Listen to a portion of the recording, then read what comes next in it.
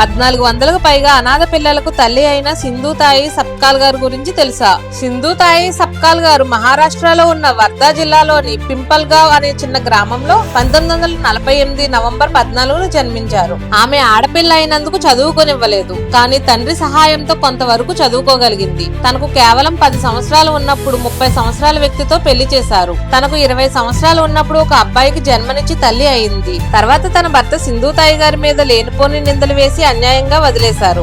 ఇంట్లో నుంచి వెళ్లగొట్టేశారు. పుట్టిన కొడుకును మోసుకుంటూ శ్మశానాల్లో, రైల్వే స్టేషన్ లో, గుడిసెల్లో తలదాచుకుంది. అలాంటి పరిస్థితుల్లో కూడా తన కొడుక్కి ఆకలి బాధ లేకుండా పోషించింది. తర్వాత తనలాంటి అనాథలు, తల్లిదండ్రులు లేక బ్రతికే పిల్లలు చాలా మంది ఉన్నారని తన జీవితాన్ని అనాథ పిల్లల కోసం అంకితం చేశారు. తన కొడుకుని కూడా అనాథాశ్రమంలో చేర్పించారు. ఎందుకంటే అక్కడున్న పిల్లలకు కాకుండా తన కొడుక్కి ప్రత్యేకత ఉండకూడదు అని. అలా మెల్లమెల్లగా 1400కు పైగా పిల్లలకు తల్లి అయ్యి వారిని పోషించి, చదివించి ఉద్యోగాలు కల్పించారు. 3 అనాథాశ్రమాలు, స్కూళ్లు స్థాపించారు. 2021లో పద్మశ్రీ అవార్డు తీసుకున్నారు. 750కి పైగా జాతీయ ఇంకా రాష్ట్రీయ అవార్డులు తీసుకున్నారు. 2022 జనవరి 4న 73 ఏళ్ల వయసులో మృతి చెందారు.